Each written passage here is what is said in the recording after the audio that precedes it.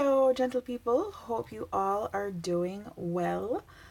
As you notice, I have one bag of writing implements over here, and these are the things I tend to use most often.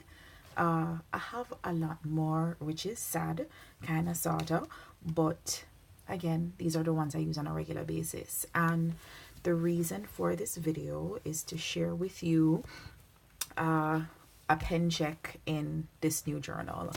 Traditionally, I use a Leuchtturm, which is the A5 size, the A5 size, and the Leuchtturm has 248 pages, right? So it's hardcover, 248 pages. And last year, well, what am I saying last year? It's still this year. It's still 2018. It is December 24th.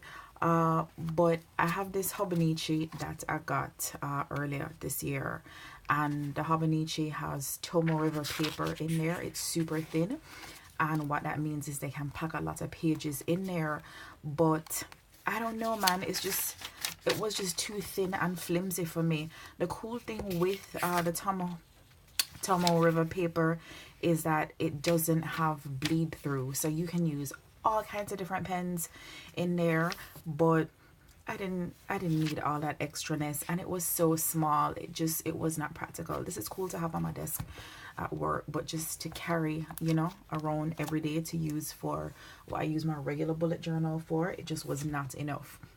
So again, typically I use a Leuchtturm, and now I'm going to try out Stalogy. I might be pronouncing it wrong. It's from Japan. It's not Tomoe River paper, but it's kind of similar. And look at that. That's 368 pages. Now compare it to the Leuchtturm. The profile actually even seems a little slimmer. Just a smidge, just a little bit. But 248 pages compared to 368, right? That's over 100 and something extra pages. That's crazy. So I'll be able to hold a lot more information in the Stalogy. And all I did when I got it was take the plastic off. So pretty much this, you know, we're looking at it together. So I'll just go ahead and take this off. And let's see. So it is the series editor series 365 days notebook. It's A5 size. That's 148 times 210 milliliters, and it's just a little description of, you know, what the different features are. You have the day, the week, the month. The grid is a very thin gray. The Leuchtturm has a dot grid, which is fine, but it doesn't really matter to me. It has a timeline on the left hand side, and again 368 pages. All right, so it says, with minimal details, this simple styled notebook is suitable for the unique daily needs of all kinds of users. For a notebook with a total of 368 pages, it is sleek and easy to carry because of its thin paper. And then there's a little poem here. The link between stationery and people began when people first used a stick to draw on the ground. That link, time and time again, has continued to evolve along with the evolution of people. However, its intended purpose has never changed and continues to exist today. We are now rethinking this evolution, eliminating unnecessary ornamentation and function. We're taking a new look at what's really necessary, rediscovering essential elements, and aiming to finally arrive at what should have existed all along. What should have been is stationery, standard, and technology. I dig it. That is really cool. So what you have on the side here, if you can see it, it just says stationery, standard, and technology. What should have been is, yeah, that, woo, felt that one to the depths, right? So those are what all the pages look like. There's absolutely nothing fancy in there. Again, as you notice, the lines are super thin and gray, and it starts at 0 and goes all the way down to 24, which is, you know, the 24-hour clock. Military people are familiar with that, and in Europe, and you're probably not going to see it. It's like super tiny, but it just basically has all the months of the year and all the dates. So it doesn't limit you to, oh, you know, this page is for this day and this month. You pretty much get to choose it as you go along. So if you skip a day, no big deal. You just kind of underline or circle where you are next. Every time I get a new journal, what I always do is pen check in the back of it, and that's exactly what it sounds like. Literally just testing the pen. One thing is that with the Leuchtturm, as soon as you open it, everything tends to lay flat. But with the Stalogy, you kind of might need to give it a little, you know, press here and there. I'm sure as you use it, it will kind of you know, stay flat more, but you kind of have to do some work to make that happen. All right. So let's see, the ones I probably use the most, I'll start off with those. So this is the Sharpie pen, and I have a whole set of these. I got these from my mother, and the black is what I use most. Okay, it's weird to write at this angle, so let me just kind of turn it a bit. All right, so I'll just put a little box here, and this is the Sharpie pen. No bleed through, and of course it's going to be a little bit faint. Actually, it's even fainter than you would see it in a Leuchtturm. So that's the Sharpie.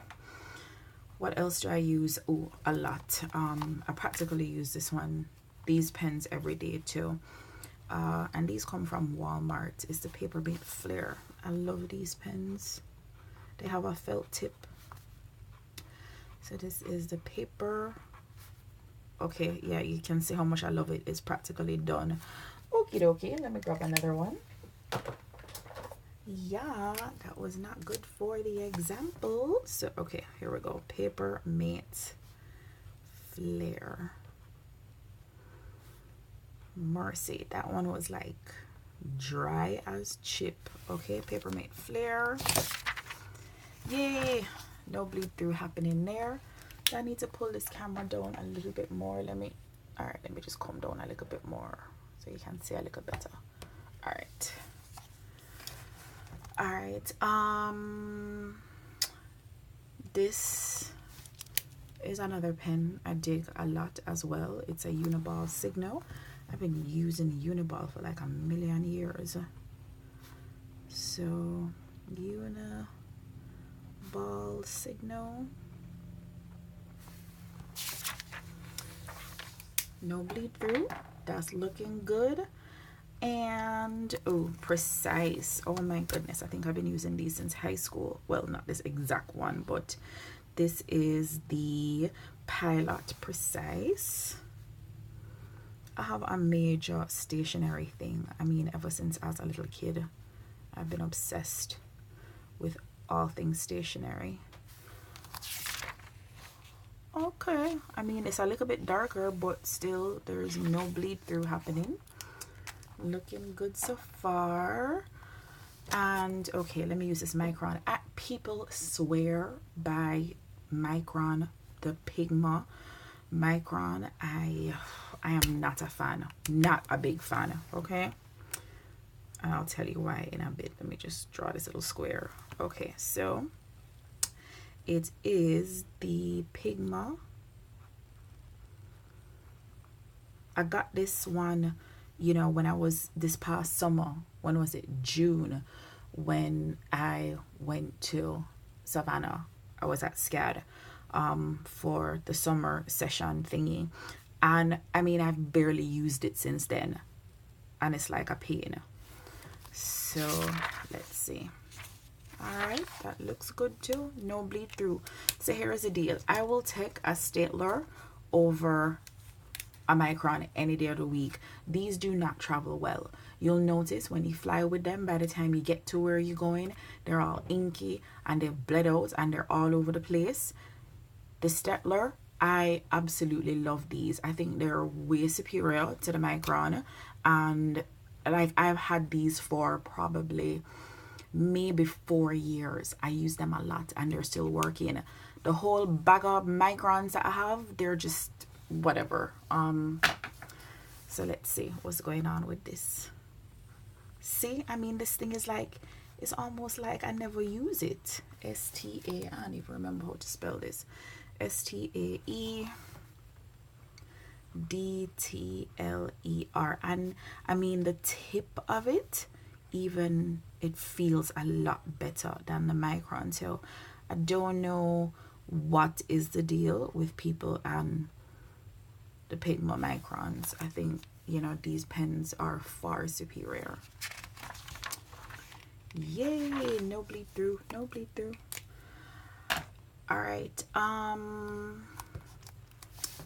so these are the Papermate Ink Joy. Gel pens are cool, but what I don't like about gel pens is that they take a long time to dry. Well, these do. Papermate Ink Joy. They write nicely, and you know, they feel really good in your hand, but like me, as soon as I write, you know, I'm ready to like move on. And okay, no bleed through, but you know, sometimes your finger will touch it. Okay, so my hands are kind of like a little bit clammy, and I can see it's like, it's almost like it wet up the paper. You probably can't see it, but I can see it. Okay, so no bleed through on that. Oh, I love the pens, Marvy. These are from Japan too. Let me tell you, Japanese are on top of it with the stationery.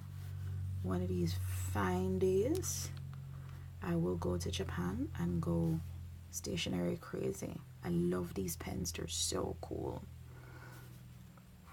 So here's the deal with pens that have tips like this though. I am a heavy-handed writer, meaning I apply a lot of pressure. So I'm a pen nib killer. So I have to be so mindful when I'm writing not to press too hard. All right, so like again, only the Pilot kind of looks to have gone through. I'm not even testing what is it? I have these markers, these alcohol ink markers. I know they'll bleed right through because this paper will probably absorb it, so I'm not even going to test those. Oh, this little guy, I bought this one in China. I love you. So what is cool about Chinese and Japanese pens that I really love is that the nibs are super fine. I love me a fine nib pen. So this is my little, I'm gonna just call him Ghost Pen from China. Ghost Pen from China. Look at that super fine nib. I dig it. So no bleed through. I have to get used to I love thick paper. I have to get used to this thin, fine quality paper. This is another one I got from China too. Peanuts. I loved Peanuts, the characters, when I was growing up. And we'll just call this one the Peanuts pen, since clearly I use the Peanuts pen a lot because ain't no more peanuts left in this peanut pen. But you know, yeah, no bleed through. And oh, this one is the Hubba Nicci pen with the 3 different colors. I used to be so fascinated with, you know, pens that did this when I was little, just to do this all. Let me not be annoyed. Okay, let's get to it. And I like the Hubba Nicci one too, because it's Hubba Nicci is from Japan. And again, that means it has like a super fine point. Let me do what those makeup people do. I don't know diddly squat about makeup, but they always do this when I see them. And no bleed through. Let's test out some pencils. This is the Chara Graph. I got this at, there's a pencil store in New York, in Manhattan, called C&W Pencil. This tiny little shop. I swear it was like as big as a closet, but they had every pencil known to mankind. And I got this one there. Chara Graph. Oh, it feels really nice on this paper. It's so smooth. It's like butter. Of course, it's a pencil, so I don't expect any bleed through, but I wanted to test Let's see, this is my Pit Graphic. This is the HB from Germany. Pit Graphic is HB, so obviously it's not as smooth, but it feels good on the paper. And this is like, there's no outer casing of wood. This is just like the pure lead. And we have this one here, which is my Palomino Blackwing. I love Blackwing pencils. So here we go. If you hear kisses in the background, my son just woke up. I swear it's like 12 o'clock in the day. This dude is just getting up. All right. Palomino Blackwing. I love Blackwing pencils. And I have different kinds. And they all, I can't see them from where I am. They all write differently. And this cover, I got like a set of covers from the museum in Philadelphia, which is perfect because when you sharpen this bad boy, you don't want it to break because the lead wears down so easily. And oh, this is one of my favorite pencils in the whole entire world. I got this one like 2 years ago in Savannah too, at SCAD, and it's by Chara Graph, and it's so smooth. It's like one of the smoothest pencils ever. It feels really nice on this paper, Chara Graph. And when these leads finally go out, I don't want any other lead because it's so smooth. And oh, let's see. Oh wait, no, I have some more. Okay, so when I was getting this little pen situation together, I realized that 3 of them, I totally ran out of ink. So I was like, you know what, let me just wait and I'll switch them out right here so that you can see what this process looks like. This one is for the Lambie, this one is for the Parallel, and this one is for my fountain pen that I literally had since college. All right, so let's do the Parallel.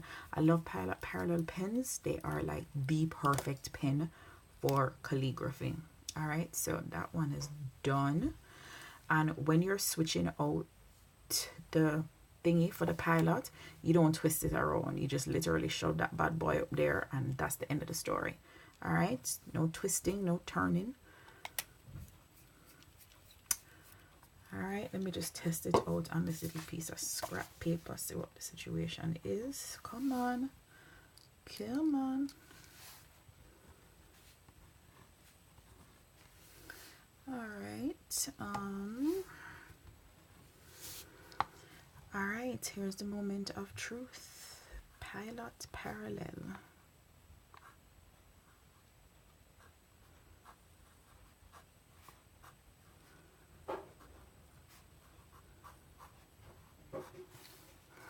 Let's turn the paper over, and I have these in like a whole bunch of different sizes. I think this is the smallest one, smallest nib actually.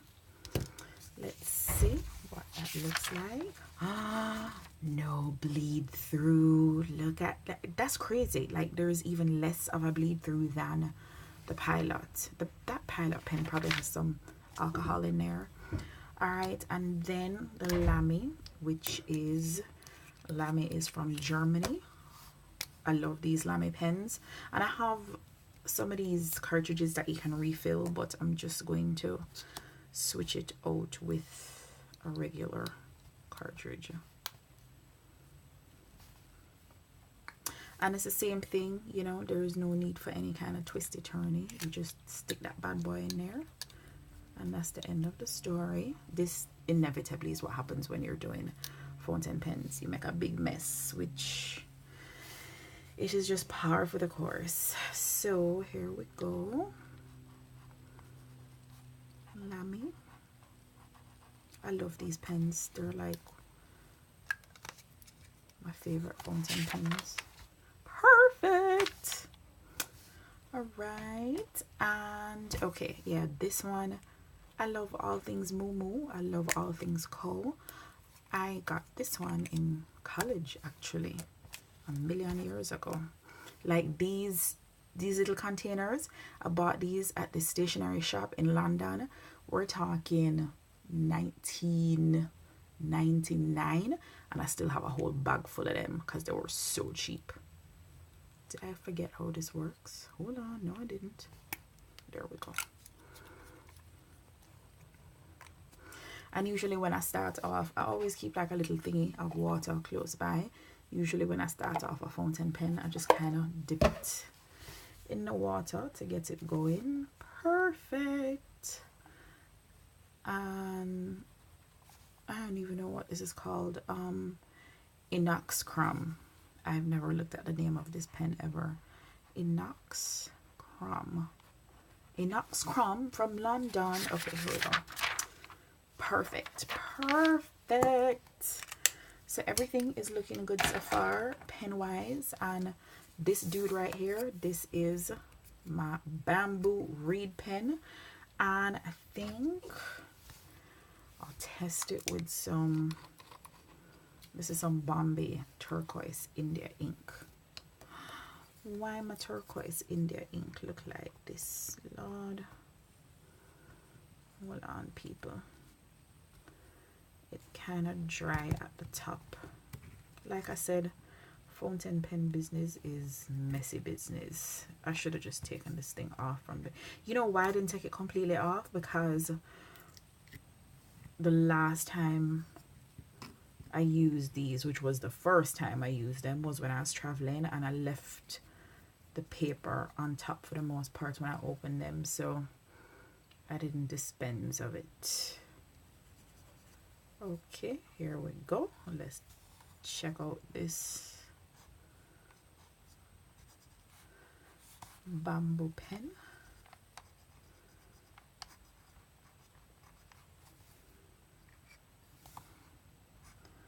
Alright, and this is the Bombay India ink. Let's see what happened on the other side.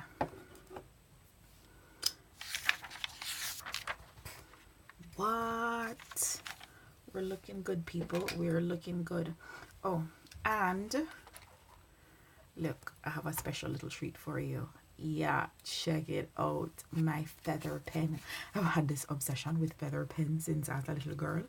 And my dad used to raise turkeys, and I used to take the turkey feathers and make pens out of them. This one is super, super fine point. And this is my feather pen. And these pens are perfect, not just for writing, but for drawing. Super, super fine. I love my feather pen. Makes me feel fancy. Okie dokie.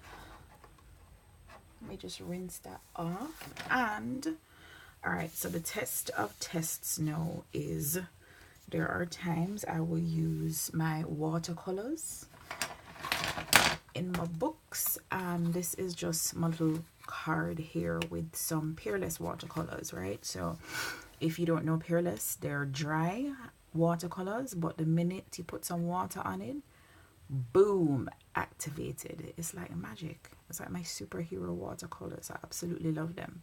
So let's test that out. And this is Peerless, P-E-R-L-E-S-S.